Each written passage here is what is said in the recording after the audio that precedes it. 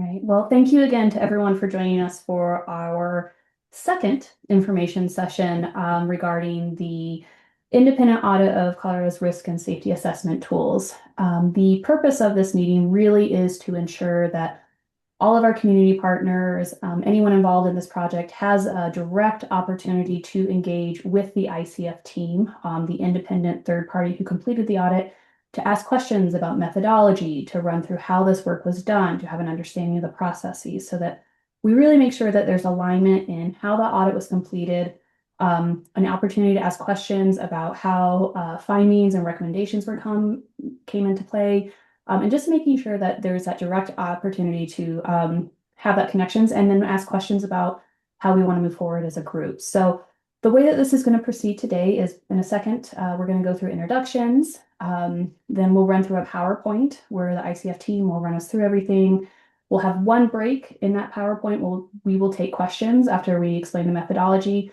The best way to make sure we stay on track with that is please throw your questions into the chat, and we will be monitoring to make sure that we keep track of them and that they get answered. But we'll be taking those questions at those designated times.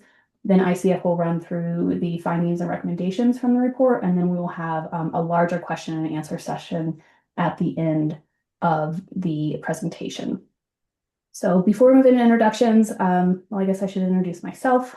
I think most of you know my name is Jordan Steffen, and I serve as the Deputy Ombudsman here for the Office of the Colorado Child Protection Ombudsman. Myself, I work very closely with the ICF team to kind of shepherd this through the process, and I'm really excited that we're here today. I'm going to turn it over to Anne Graham, who was our project lead at ICF, to introduce herself and her team. Great. Thank you, Jordan. Good morning, everyone. We appreciate your time today, and thanks for joining us. So I'm Anne Graham. I am here on the East Coast, and I had the pleasure of serving as the project director with this work, and also child protection and child welfare expert. And so I have the pleasure of being joined by the fabulous team from ICF, who are going to be able to introduce themselves, as well as Yumiko Doherty. So Donna, I hand it to you, please. Good morning, everyone. Like Ann, I'm on the East Coast too, so it's the afternoon here, but we're happy to be here with you. Thank you all for attending. And I am Donna Kleikholz, and I am the research evaluator, one of the research evaluators on the project, along with Anna Gross. So we are very excited about all the findings and all the people that participated very intensely in the project. So thank you all for that. Anna? Thanks, Donna. Yeah, hey y'all, I'm Anna Gross, also one of the evaluators on the project, was responsible for various components of the methodology and data collection, as well as the one of the work groups, the staff work group. So thanks y'all, and I'll pass it to Maddie. Thanks, I'm Maddie Langen. I'm also on the East Coast. I'm also a researcher with the ICF team, and I had the opportunity to work with the lived experience work group, and I'll pass it over to Yumiko. Good morning, everyone. It's good to see lots of familiar faces on today. My name is Yumiko Doherty. I'm an independent contractor, and for this project, I really served as a liaison for the CPO to really support the ICF team, ensure they had adequate Colorado context for this project, ensure that they were connected to the right folks, data, reports, anything that they needed to really fulfill the statutory requirements. So good to be here. All right. Thanks, Yumiko. So a few notes before I turn it over. We are, meaning the CPO, accepting written feedback on the report right now. So in a moment, I will put my email in the chat. So please feel free to, as you spend more time with the report, we know it's a little lengthy, and as thoughts and questions might ruminate with you, please feel free to reach out to me directly, provide us with that feedback. We'll certainly take it into consideration. And then I also just wanted to take a moment and say thank you to some of our community partners who are on this call. I'm looking at April Jenkins in particular for the time and effort that was put into place to help connect us with the documents and records that we needed to complete this work. It was not a small lift. April stuck with us through a number of questions and kind of info sessions trying to get where we needed. So I just wanted to take a moment and make that acknowledgement and say thank you, April, and thank you for being here today. So with that, I'm going to pull up the PowerPoint. I'm going to turn it over to the ICF team. And again, please feel free to throw your questions in the chat. We'll be monitoring it closely.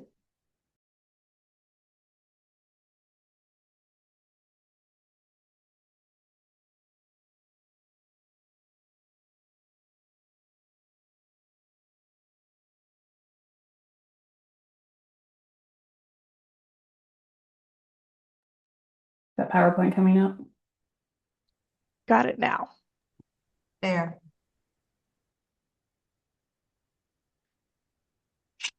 Excellent. Jordan, would you like me to take the next slide? Or you... Sorry, I was just catching up to getting the PowerPoint up, so I apologize. Yeah, no So worries. I totally forgot. I'm going to kick us off actually before I turn it over to Anne. So again, we're going to go through the audit itself, but just a little bit of background on how we got here. So this project really originated from the CPO's presentation to the Colorado Child Welfare System Interim Study Committee in 2023. So again, many of you have been with us from the beginning, and that was when our Child Protection Ombudsman, Stephanie Villaforte, presented the CPO's concerns at that point in time with consistency in the use of these tools. That was one of 5 bills picked up by the interim committee, and it was incorporated into House Bill 24-1046, excuse me, which carried forward the 9 directives that we have in this bill that were used to guide the audit. So Anne and her team really did focus on making sure that as they were reviewing the tools, they were staying within the guardrails of the directives in the audit. I won't sit here and read through all of them for you. But as you see how the report was organized and how we're going to move through the information today, it is surrounding these directives and making sure that we were asking and working to identify findings that met these 9 factors.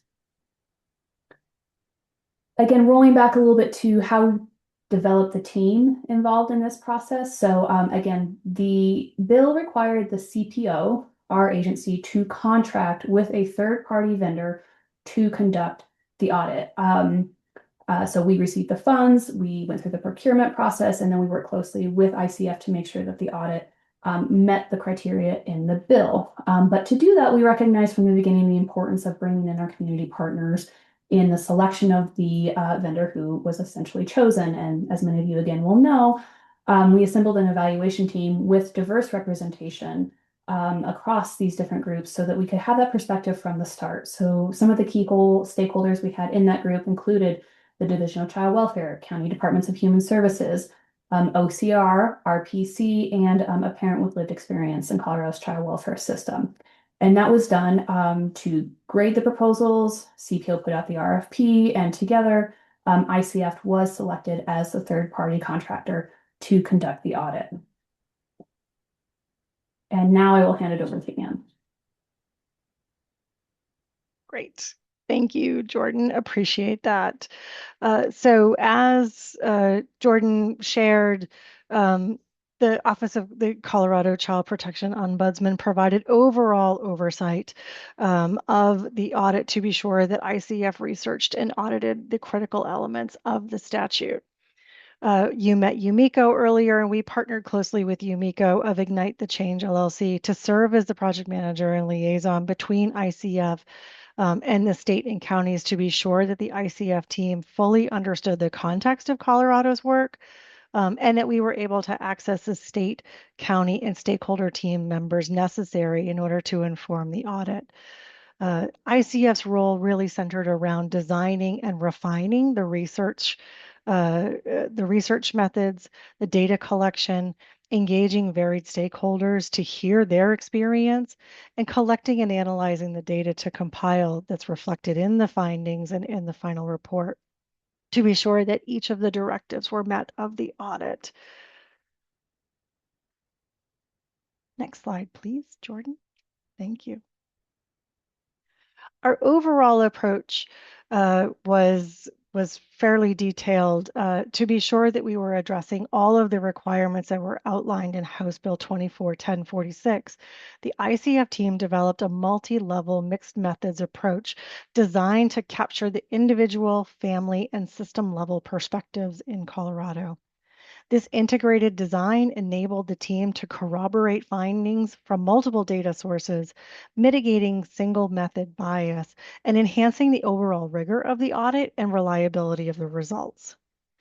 This approach emphasized stakeholder engagement throughout our time together in Colorado. Iterative stepwise data collection was conducted in collaboration with Yumiko, with the CPO liaison, who again provided that essential coordination and connection to other resources throughout the process. Throughout our time together today, we're going to review the team's methodology, data sources, and a review of the finding per directive as we meet together.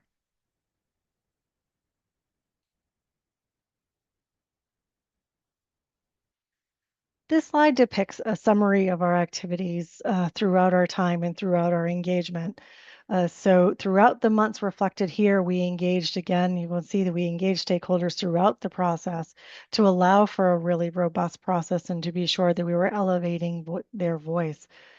We started in late winter of 2025 and we're wrapping up here in the winter of 2026, which I cannot believe it is almost middle March at this point. Each phase of the audit built upon the efforts and finding of the previous months and the previous phases. For example, the research on best practice and discussions with work group participants informed the development of rubrics for evaluating the assessment tools, policies, and cases. It also informed the development of the surveys, focus groups, and interview questions. So we'll now share more information about engaging stakeholders. Maddie? Thanks, Anne. I'm going to walk through a key part of our engagement strategy that Anne highlighted, which was collaborating with the stakeholders who know the system and tool best. This ensured our findings were technically sound, but also grounded in the realities of those most impacted. Throughout this, we had two ongoing stakeholder groups you'll see above. The Lived Experience Work Group, bringing the voices of individuals with direct lived experience in the human services system in Colorado to the table. And we also had a human services work group composed of county-level caseworkers and supervisors from across Colorado. These work groups met monthly, providing continuous feedback and guidance on the work. We also engaged in more targeted interviews and discussions, but we'll dive deeper into those later. And the work groups and their contributions ultimately ensured we had the local context and that shared experiences were a part of the data collection. But before I expand more on the contributions, I'm going to walk us through our recruitment process and who was actually in these groups.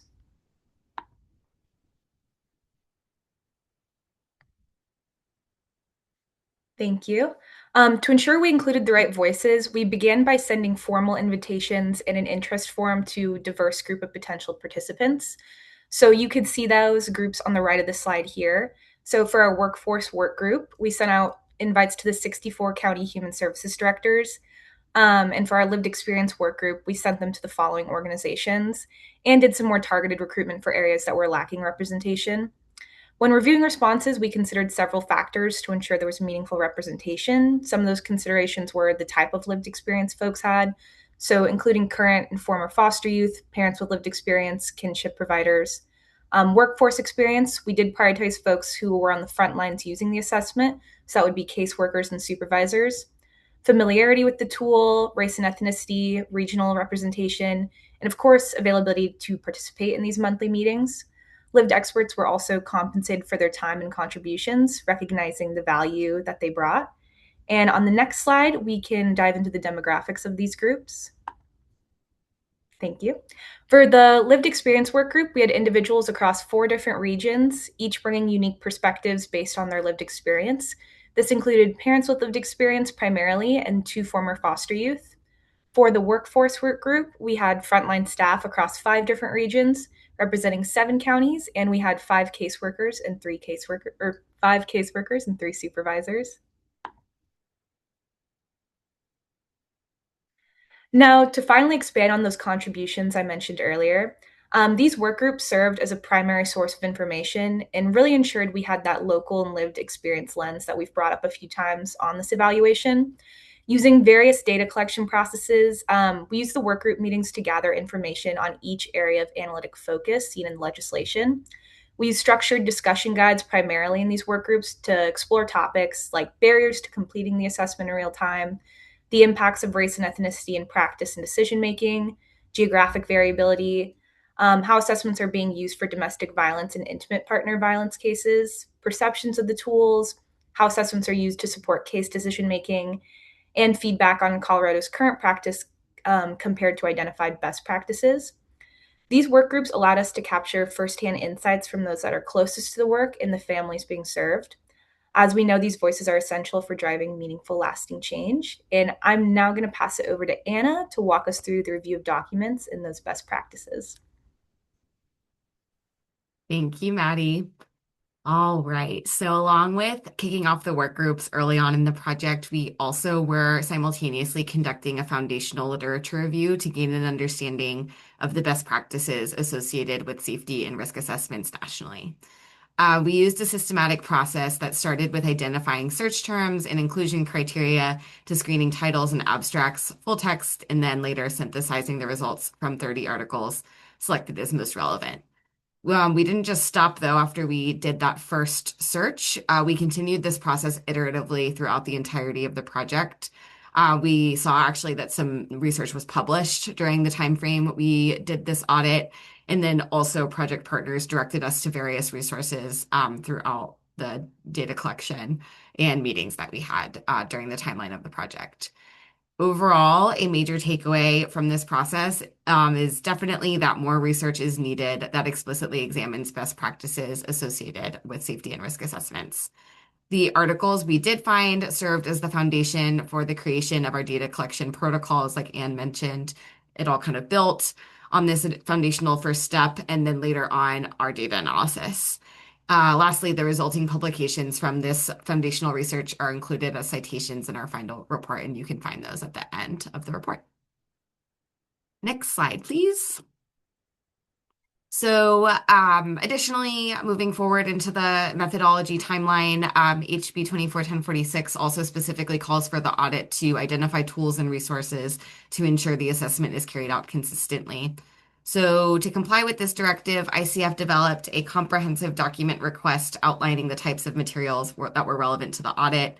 And then our team used a systematic approach to review these documents that were deemed relevant.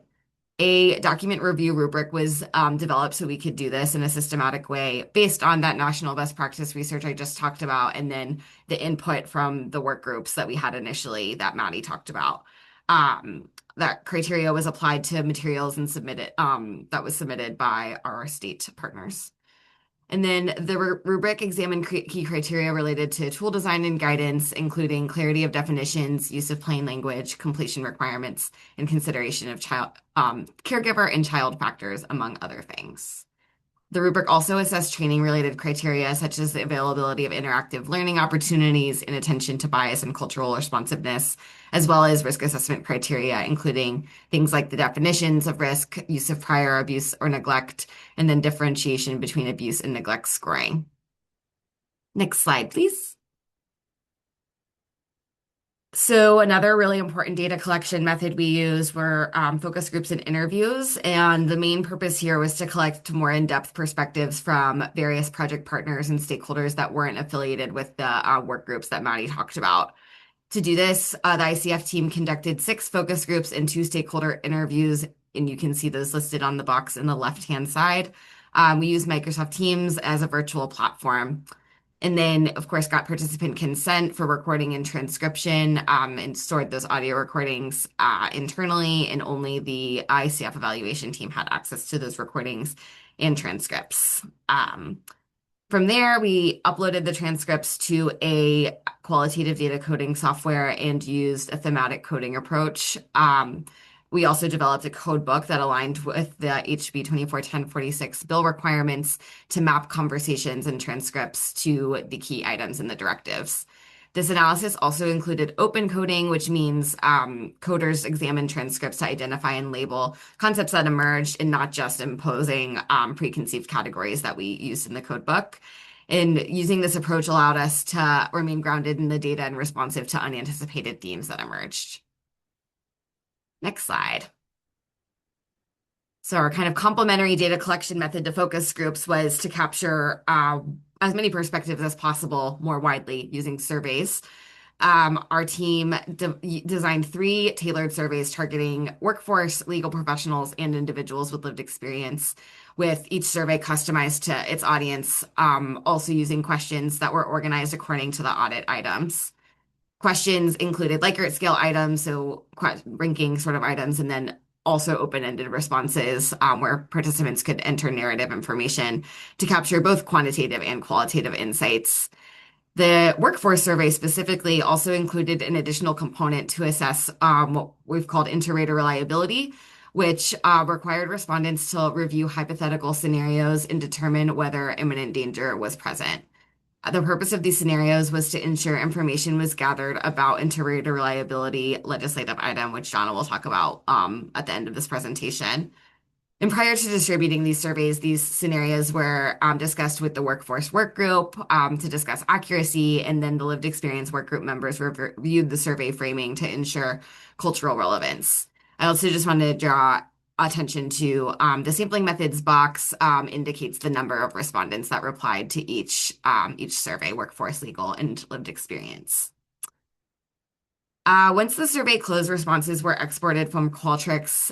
They were cleaned and then imported into a statistical software platform for editing and analysis, SPSS. A qualitative analysis of open text survey responses was also conducted to identify emerging themes. And with that, I'll pass it to Donna to talk about the rest of the methods. Thank you, Anna. So as a complement to the very in-depth and expansive work done on the surveys and focus groups and work groups, we also did case reviews. We worked with DCW to identify a stratified sample of the larger population within the time and budget of the constraints in the audit. We identified 16 valid cases that we looked in depth at. It included cases of families that had been involved in the Child Welfare Agency. The data was de-identified and personal information was redacted, but no other information was redacted. So just to explain, it's a small sample. Unlike standard CFSR reviews, which typically include about 65 cases, at least 65 cases for broad systemic assessment, we really focused intensive fidelity testing over sample size. So this method enabled our team to integrate and triangulate case file data with other data sources and stakeholder input to evaluate the application of the tools at key decision points, providing a 360 view, more comprehensive view of the geographic, racial, and case type variations than larger reviews would typically allow. For example, the assessment tool has a checkbox on it that says, was the tool completed with the family? All of the assessment tools that we looked at in the case review had that checked. However, when we went into the case file notes and the logs, the visit logs, we couldn't really find evidence that it had occurred with each of the families for those cases that were checked yes. So it gave us an opportunity to really cross-check the data and triangulate. So in the focus groups, it was also we were able to determine whether it was done with real time or not, and there was no evidence of that we could determine within the case files for sure. And that we cross-checked that with the workforce surveys, where only 32% of the workforce said they complete them in real time, and they think that only 28% of other staff complete them in real time. The way that we approached the case files is we developed a comprehensive rubric to systematically capture the quantitative and qualitative data from the files. And then we had overall case ratings based on criteria from Volume 7, as well as the ABA, American Bar Association's publication, Child Safety, A Guide for Judges and Attorneys.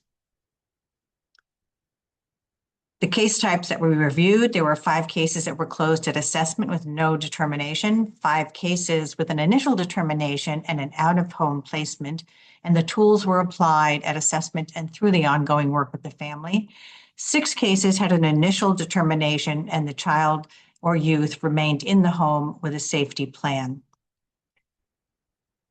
The reasons for referral included abandonment, sexual abuse, substance abuse, domestic violence, sex trafficking, health and hygiene, suicidal ideation, physical and psychological abuse, and violence involving guns.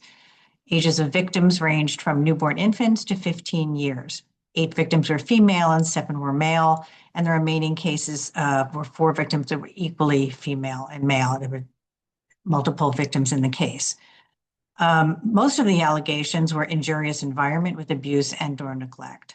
So we calculated a total score for all of these criteria, and they got a rating. And all of that detail is in the report. Okay. Next.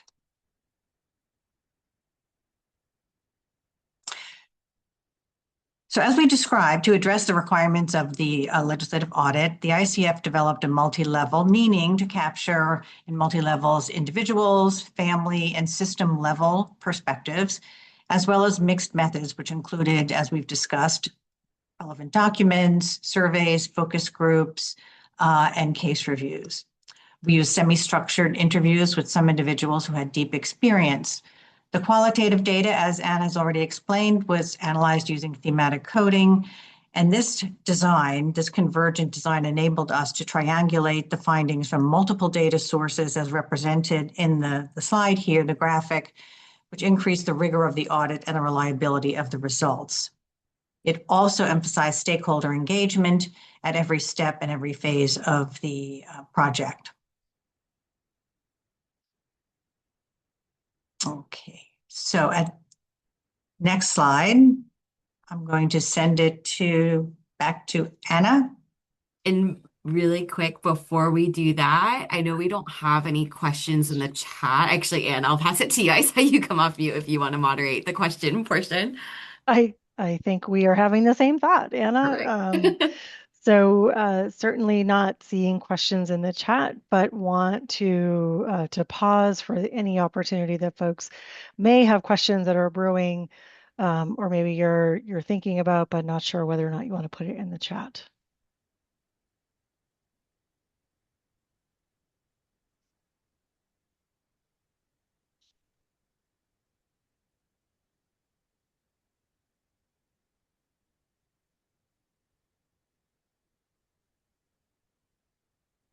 Okay, well, certainly if you do have questions as we're continuing to move to share information, please do feel free to note that in the chat, as Jordan also noted in the chat too.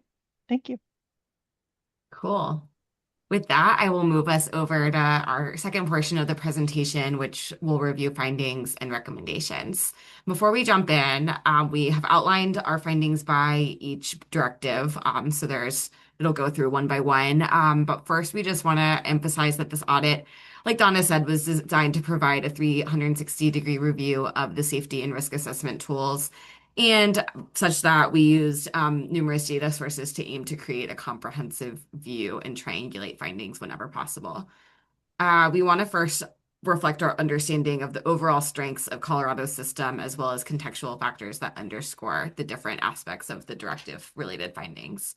So looking at strengths throughout the entire process, it was so clear to our team, everyone we talked to, staff in Colorado are absolutely dedicated and committed to, quote unquote, getting it right, really want to make sure the safety and risk assessments have good outcomes for families. Tools are generally aligned with Colorado policy, and by that we mean specifically Volume 7. There are clearly defined safety thresholds that are used and varying levels understood by different partners. And then new worker training incorporates opportunities to practice using the tool. Caseworkers demonstrate strong agreement on clear safety threats. And so those are things like, especially that Donna just highlighted in the case reviews, like injury, substance use, sexual abuse that warrant removal decisions. And broadly, just again, really want to underscore Colorado benefits from a committed workforce that's capable of driving meaningful improvements through targeted reforms. And we just saw that dedication really shine through all the conversations we had in this audit. Contextual factors we note to acknowledge that funding and budgetary conversations and constraints are occurring that impact staff and community organizations at all levels of the state. Second, the structure of the child welfare system as a state-run and county-administered state introduces variability in local implementation and also flexibility to address local needs and adjust to resource limitations. And then just broadly noting ongoing organizational changes that occur. That, I think, yeah, brings me to Directive 1. Perfect. Thank you. So again, this is where we'll start breaking down findings and recommendations by each directive. The first one being identifying tools and resources to ensure risk and safety assessments are carried out consistently. Like I noted on the strength slide, a major finding of this audit is that tools are well aligned with policy standards and contain guidance for assessing safety, danger, and risk. Instructions and guidance exists. However, across data sources, we also found that though guidance and instructions exist, conceptual clarity for the tool constructs remain unclear. So a few examples of this include just definitions like primary and secondary caregiver, conceptualizations of vulnerability, and caregiver functioning, among other sort of conceptual clarity issues. And then specific to the risk assessment, there is an over-reliance on historical factors, which we think can lead to bias. And then together, this inconsistent conceptual clarity, imprecise definitions, and risk assessment challenges, like I just said, introduce possible bias and inconsistency in documentation overall across the state. This subjectivity was also noted across our data sources through commentary around the tools not supporting fully complex family situations like domestic violence unfolding or cultural considerations that vary. Recommendations for this legislative item include redefining safety and risk, both safety and risk and also all related terms using observable behavior-based criteria to reduce subjectivity. We recommend revising or replacing the risk assessment tool to reduce reliance on historical factors, and that's just, again, to reduce reliance on them. We also recommend strengthening fidelity monitoring statewide and then aligning policies with ethical and equity standards to minimize unintended harm.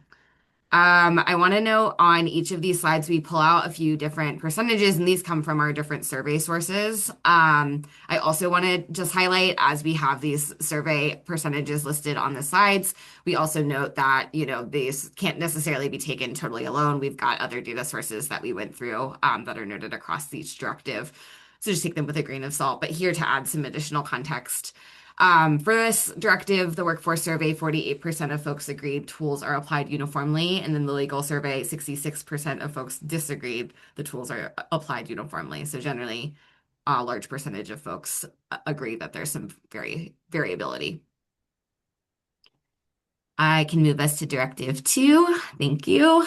This directive is identifying gaps in solutions to enable caseworkers to complete the risk or safety assessment in real time while in the field. So for this one, findings from multiple data sources indicate significant challenges in completing safety assessment tools in real time with families. These results suggest that technological limitations, time constraints, and tool complexity are primary barriers to real-time assessment completion, with documentation inconsistencies further complicating verification of family involvement. So this specifically gets at that example Donna gave in the case review slide, where we've seen the triangulation of data sources, some sort of discrepancy between what's marked on the case review versus what was reported in the survey versus what we've heard in focus groups. But generally speaking, across all sources, we noted that there were those challenges. A lot of those challenges also having to do with family engagement. The instructions require assessments to be completed with families, but also lack guidance on documenting this or explaining results. And then completed family safety assessment tools sometimes indicate family participation, and then family risk assessment tools rarely do. The recommendations we have for this real-time completion aspect of the audit are strengthening real-time documentation capability using some mobile offline tool options and a general, much more simplified design. And then improving documentation of family involvement with explicit fields that allow for capturing more nuanced information with narrative format. An illustration from our survey, you can see the workforce survey, 32% of folks reported being able to complete assessment tools in real time during field visits.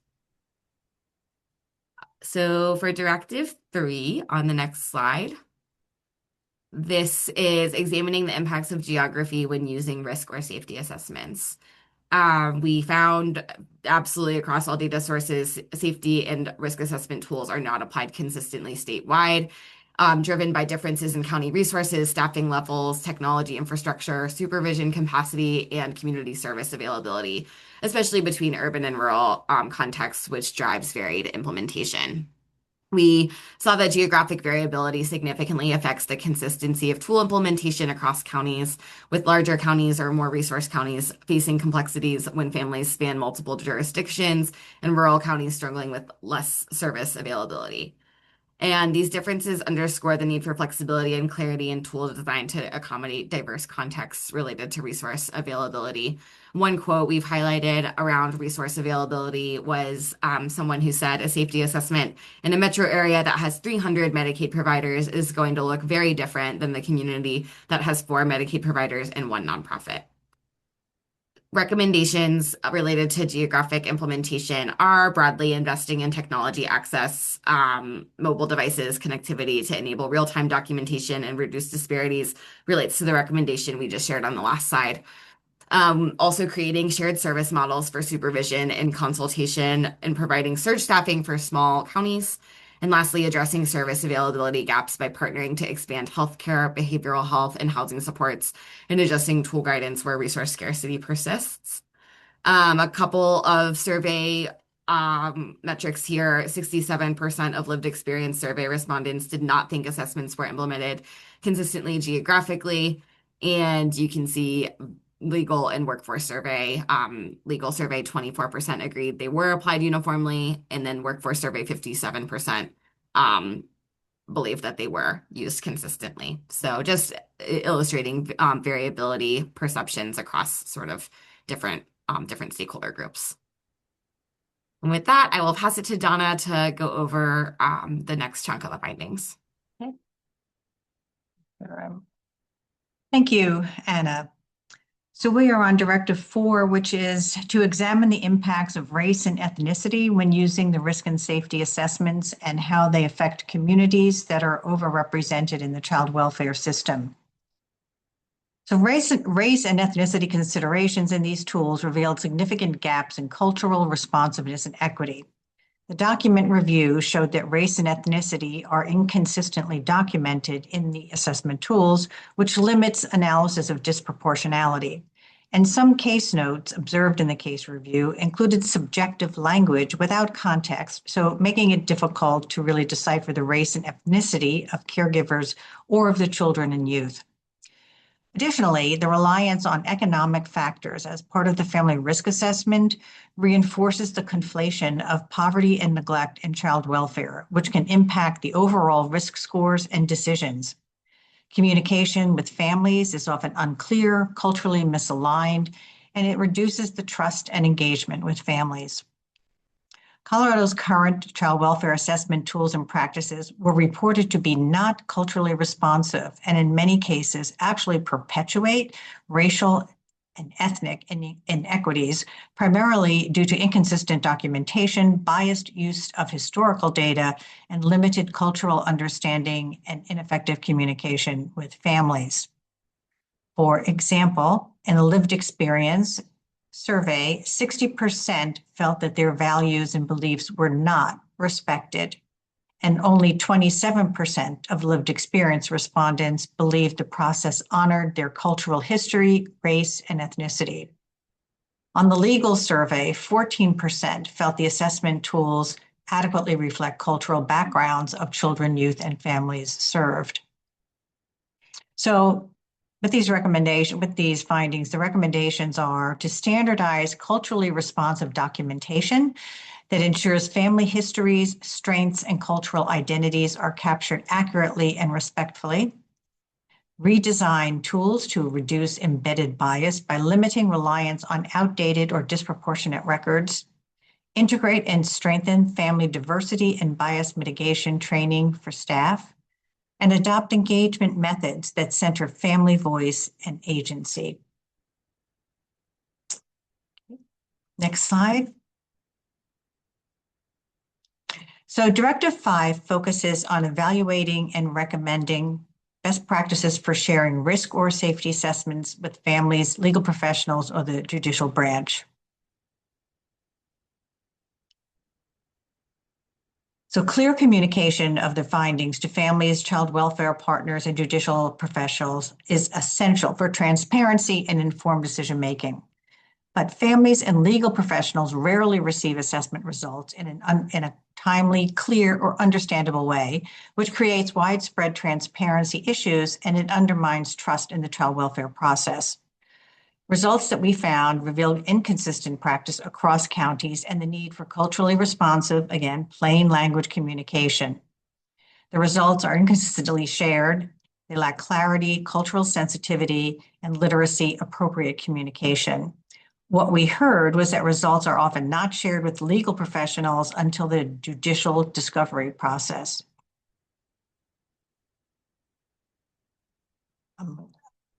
In the lived experience survey, we have some examples here. Only 13% felt the safety and risk assessment process was clearly explained. Legal survey respondents, 76% disagreed that there's a clear process that exists for sharing assessment results. And from the workforce, 32% reported training included delivering results to stakeholders. So it's multiple areas that need, we've made recommendations, including standardize the statewide assessment sharing protocols for family and legal partners, require timely, plain language sharing of results directly with families, strengthen the training and coaching for caseworkers in communication and cultural responsiveness, and promote transparent, family-centered communication practices. Next slide.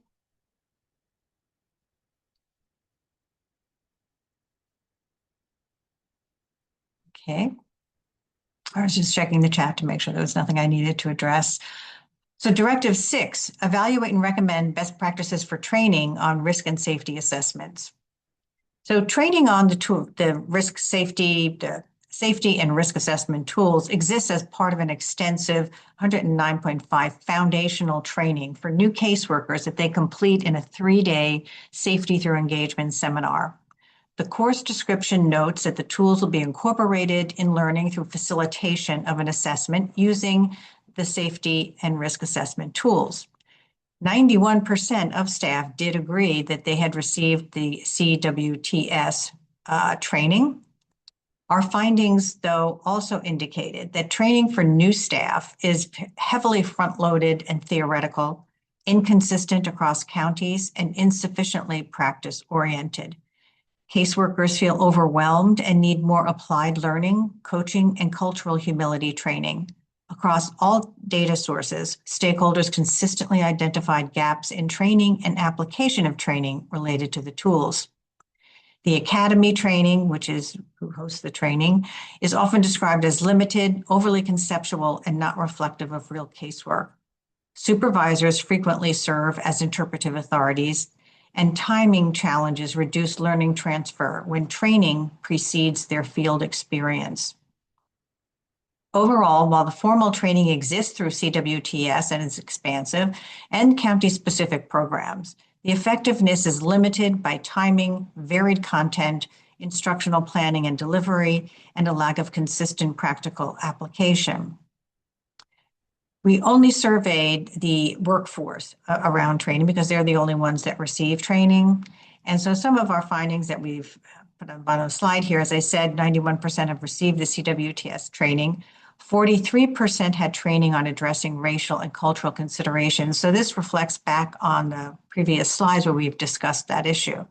62% felt prepared to use the tools, and 69% felt confident applying the tools. So what we recommend is expanding application-based real-world training, mandating training on cultural humility, bias mitigation, and trauma-informed skills, and optimizing the timing and sequence of the training to better align with the worker's field exposure. And that can also include boosters and refreshers to make sure that happens. Next slide. Directive 7 focuses on examining the risk and safety assessments for domestic violence or intimate partner violence and recommend best practices. So the current risk assessment tool includes 2 DV-related questions, with clarification around those only in the instructions and not in the tool itself. Language was identified as being punitive or victim blaming, and the domestic violence history is inconsistently defined. It is unclear how the tool drives decisions, and concerns center on victim blaming and lack of nuance around coercive control. The lived experience work group flagged phrases such as caregiver engages in domestic violence and parent is unwilling to protect as victim blaming. These types of phrases fail to capture the complexity of coercive control, which can occur over a long period of time. Their suggestions include revising the DV-IPV related items to use neutral, accessible language, removing punitive phrasing, and incorporating transparency by sharing plain language summaries with families. The lived experience parents report 57% of those reported experiencing DV-IPV issues during their child welfare involvement. However, 100% of those disagreed that their family was adequately assessed for DV-IPV. On the legal survey, 60% of respondents disagreed that the county staff received clear guidance on using the tools to recognize and respond to DV-IPV. And workforce survey respondents, 19% felt the tools were sensitive to cultural considerations when assessing DV and IPV in racially and ethnically diverse families. So based on these findings, we recommend enhancing the DV-IPV assessment items and removing victim blaming language, expand training on coercive control, trauma responses, and culturally responsive DV assessment, and standardizing processes across counties and unify definitions and practices across community partners, so everybody's speaking the same language. And next slide, Directive 8. This targets auditing the inter-rater reliability of the safety assessment. This was assessed using 5 case scenarios that were incorporated into the workforce survey, and Anna described this earlier as part of the survey methodology. So the participants, just the workforce, were presented with hypothetical scenarios that were 1 to 2 paragraphs as each, and asked to determine whether impending danger was present. Inter-rater reliability was evaluated in this way due to inherent challenges of doing it in the real-world environment, so it does have some limitations. The percent of agreement for the correct answer about whether impending danger was present or not ranged from 59% to 94%. The results show notable variability in agreement across scenarios, highlighting subjectivity in how workers assess danger, especially in situations involving neglect, which included unmet basic needs or hazardous living conditions, and it suggests inconsistent interpretation of key safety concepts. Overall, the exercise, the inter-rater reliability exercise, underscores the need for clearer guidance and additional supports to promote consistency in evaluating impending danger, more practice distinguishing abuse from neglect, and differentiating imminent safety threats from conditions that could be improved would be beneficial.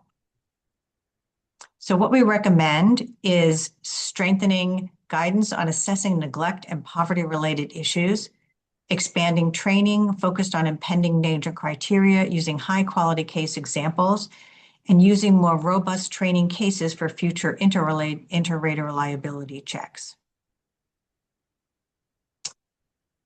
And our final directive was to audit the required documentation for planning and removal of a child from the child's primary caregiver. Across perspectives, participants expressed concern that assessment tools alone do not provide a full or reliable picture for determining child safety, highlighting the need for clearer guidance, stronger engagement practices, and more comprehensive documentation to support transparent and accurate removal decisions. In the case reviews, provided insights to us on how decision-making occurs in a variety of case types. For example, the 6 cases had initial determination of current or impending danger, and the child remained in home with a safety plan. Documentation on these cases provided thorough exploration of threats of danger and the efforts to keep the child in a safe situation with the family. 5 cases had an initial determination of current or impending danger. Some included police involvement, violence, and guns, and the children were placed out of home The contact logs for these cases provided considerable documentation of efforts to protect the child through an out-of-home placement, place the child with kin, and in 2 cases, reunification was achieved. Despite this, lived experience survey respondents generally felt uninformed about the assessment and decision-making process. Only 7% felt decisions made during the assessment felt fair and consistent. The legal survey respondents, 22% believe the criteria within the assessment tools clearly differentiates when removal is warranted versus when in-home interventions may be more appropriate. Workforce respondents, on a positive note, 64% consistently report they use the tools as a primary basis for child removal. So what we recommend is enhancing the narrative and contextual documentation to capture the nuances of the family circumstances, promote supervisory oversight and case review routines, increase transparency and accountability in removal decisions by establishing clearer expectations for rationale, and ensure that families and legal partners understand the basis for the decisions. Upgrading technology and documentation supports would also enhance this improvement in this area. Next slide. So overall, the audit has generated a multitude of findings and accompanying recommendations. And in an effort to consolidate the key themes and recommendations, we start with the tools themselves. And so, although aligned with policy, there is a need to clarify the definitions of safety and risk, particularly in terms of observable behaviors in safety assessment and reducing reliance on historical factors in the risk assessment. Then we move on to training. Improving tool clarity and reliability will require enhanced training with practical case-based learning that is timed to optimize and align with the worker's field exposure. To improve the consistency and real-time completion, there's a need to expand mobile and offline technology access.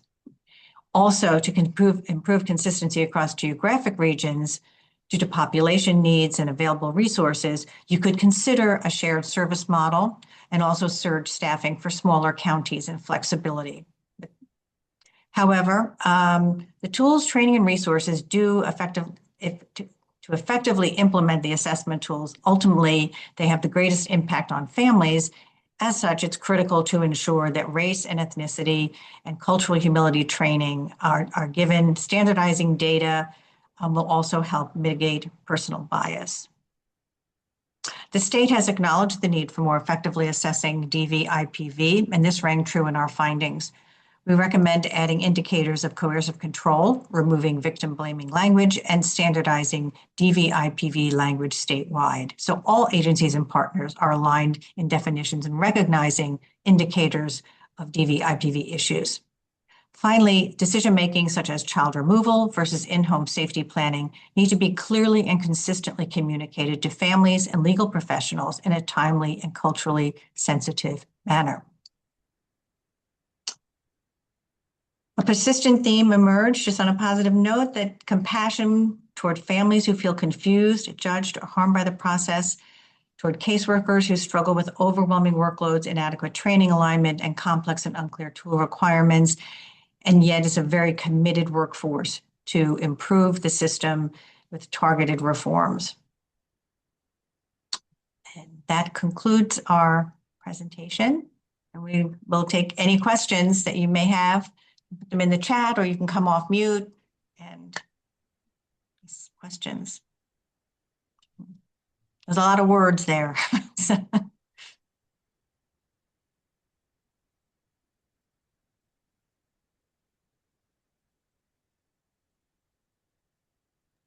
Thank you, Donna. So I think maybe while the presentation is marinating a little bit, and we're coming up with some questions, I just want to share a little bit of a preview of how the CPO is going to carry forward this work. We really want to make sure that we're focusing our attention during the month of March to these information sessions, making sure that everyone has opportunities to engage with ICF and get the clarity they need around the findings, the methodologies, and the recommendations. From there, we're going to kind of regroup as an agency, and then we'll begin outreach, ideally in late April, to start hosting some of our own community discussions about the report, the findings, and possible implementation. So if you haven't already, please make sure to include your email in the chat if that is something that you would like to be included on. We really want to make sure that we have a full listserv. And again, I just want to encourage, as you continue to review the report, as you watch these information sessions go forward, we are eager to receive written feedback, knowing that sometimes that is easier and one way to communicate. So I'm going to put my email in the chat. We'll continue to take that in. I just want to give a little bit of a preview of what the summer might look like, the spring, summer, around the CPO's work to carry this work forward.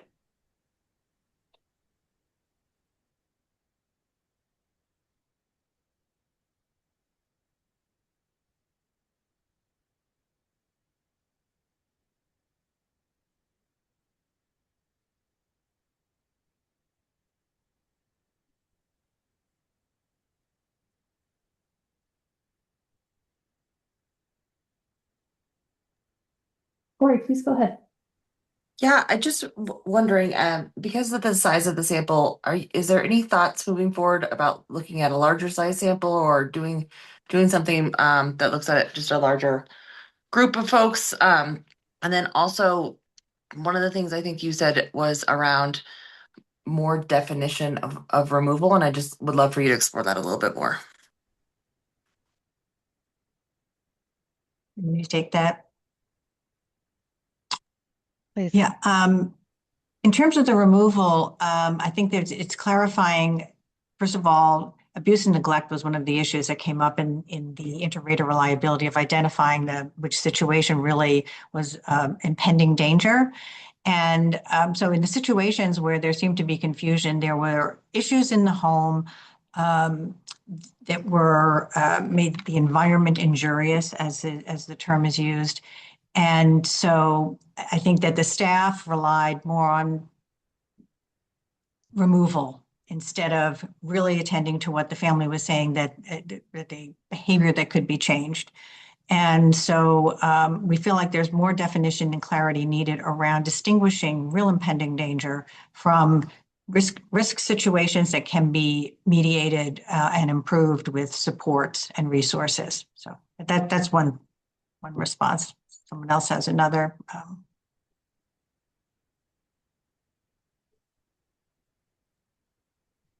Thanks, Donna. That works. Jordan or Yumiko, I'm not certain if the note around future reviews or additional reviews may be helpful. Yeah, Corey, I think that's a great question. And I think if we move into further discussions this summer, and if that's something that DCW might be willing to kind of work on us with to continue that methodology, we'd certainly be willing to explore it.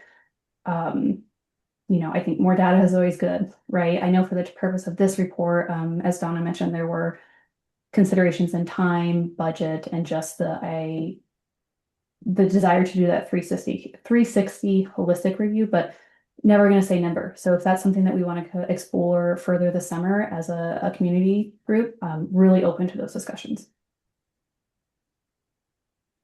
Thank you. Yeah, thanks for All asking. right.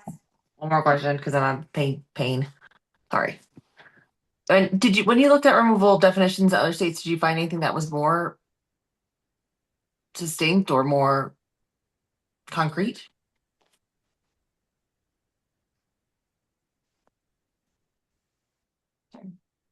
Donna, you're off mute. Were you gonna say something? I can was jump just, in.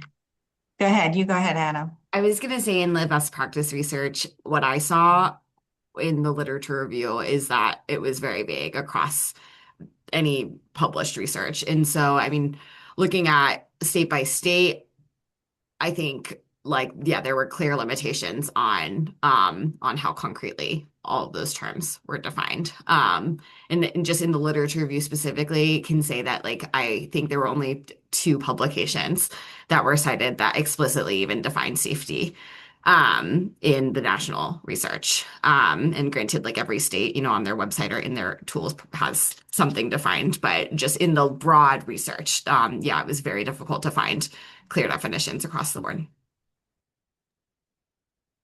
And I would just say that in the report, we created a table from our research of different states and the methods that they use, the tools that they use.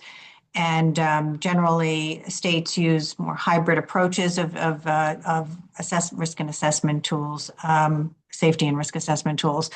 And many of them have more detailed definitions contained within them. And was one of the reasons why we also referred to the ABA, the American Bar Association, which does have clear definitions, as does the clearinghouse, Child Abuse Prevention Clearinghouse.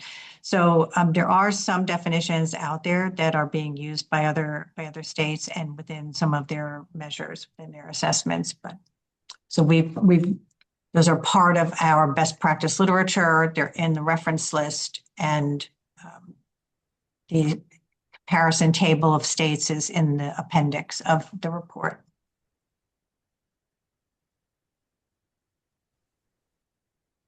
Thank you, Donna. Pam, please go ahead. Hi, thank you. Pam Trelaw with Shiloh House. We're a treatment provider, but also on the CAFCA board. And having been a treatment provider at two different big institutions here and in the metro area over the past 30 years, this report really strikes some narratives that my staff are giving me, in the sense that we've seen less and less open county custody cases. We service kids all the way from in-home community groups, school, day treatment, respite, to the highest level to residential. But we've seen like this interesting phenomena over the past several years. Less cases are kind of opened under the county. More cases are just being handled and worked with the RAIs, the regional accountability entities. And it's been a drastic switch. And with some of our clinical work, we've definitely been surprised by the lack of open cases, especially on some of the DV cases, whether we call to report or it's a case that we've seen and we've looked at their 10 years of history. So this report really resonates with some things we're seeing kind of in the field as a provider. And I hope, Jordan, that we can bring this to some of the like bigger state conversations too, right? Certainly, we don't want to have families over involved in a county system, or have kids removed, or have a dependency and neglect if it's not needed. Absolutely. Families need to be, doing their own thing. However, it has just been striking in specific cases where we were pretty much aghast that there wasn't county involvement, even after we called 5, 10, 15 times. And the RAIs, as the state is kind of siloed with services, the RAIs can only do so much from a Medicaid mental health perspective. So it's interesting. I appreciate this. I appreciate the presentation. And I definitely think this fits with some ongoing statewide conversations we want to have to just kind of cut down silos, make sure kids and youths are getting the right care at the right time, because we know that that's more trauma informed, more cost efficient, more system efficient. And I look forward to where this goes. So thank you for this. Thanks, Pam. James, please go ahead. Hi, y'all. One question I had was just in your research, if anything kind of came up around best practices,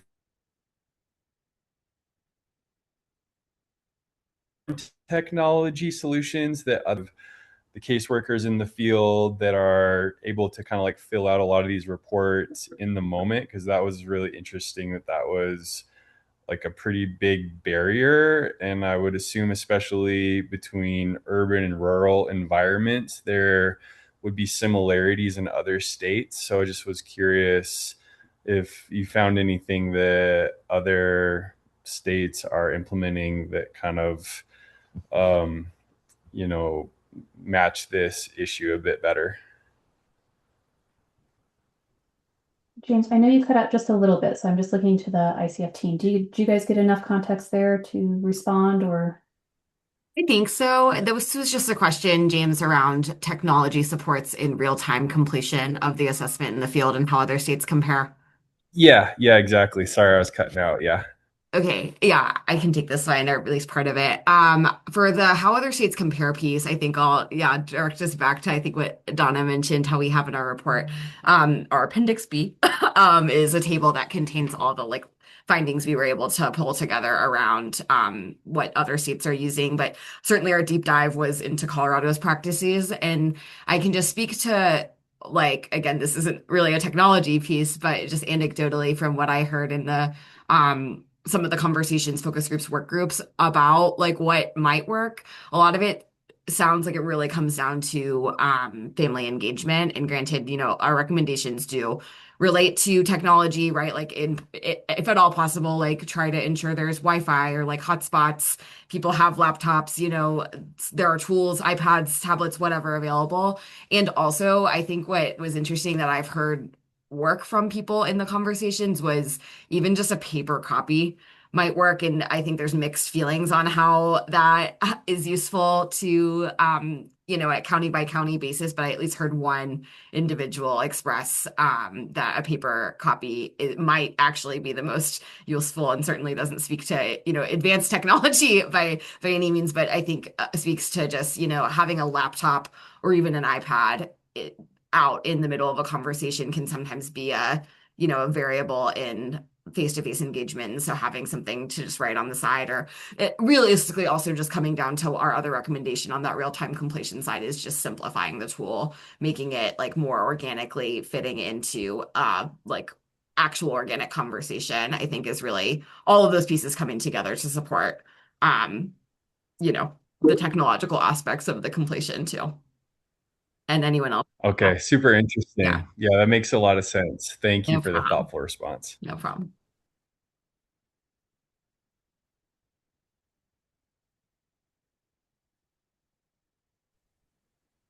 Other questions? Feedback, comments?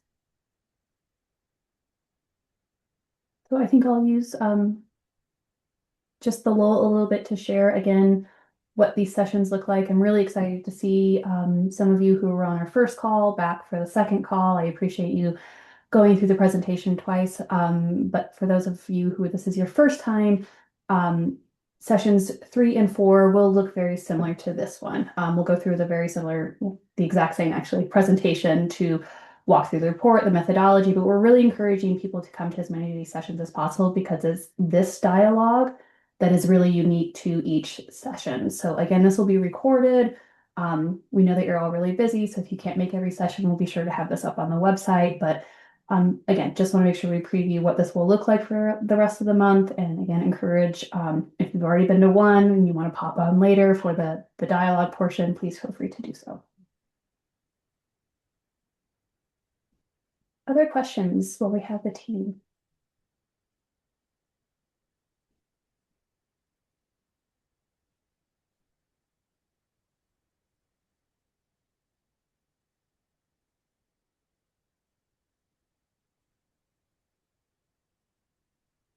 I'm just checking the chat.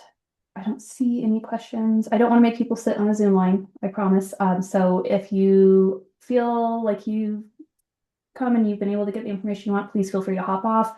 We'll hang on for another 10 minutes or so. If something pops up and you want to pop back on, we're happy to hang out here. But again, if you want further communications on this project from the CPO office, please make sure that your email has been included in the chat.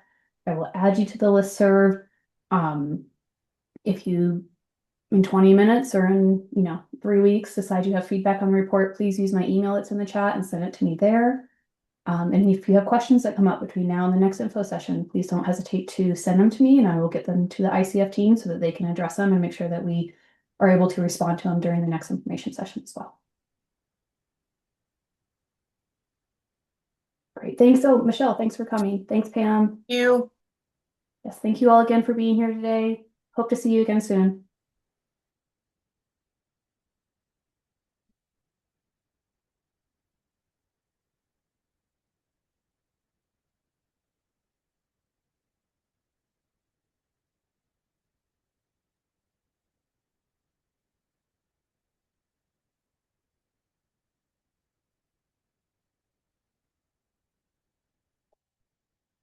Just looking at our participant list, I still have James and Mark on the line. James or Mark, are there any questions or discussions we can help answer, engage in?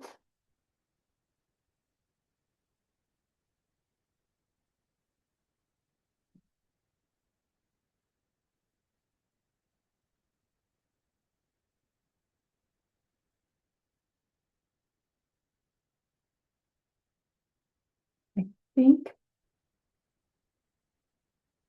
we may have lost them, so I am going to go ahead and pause the recording. Thank you all for such a great meeting.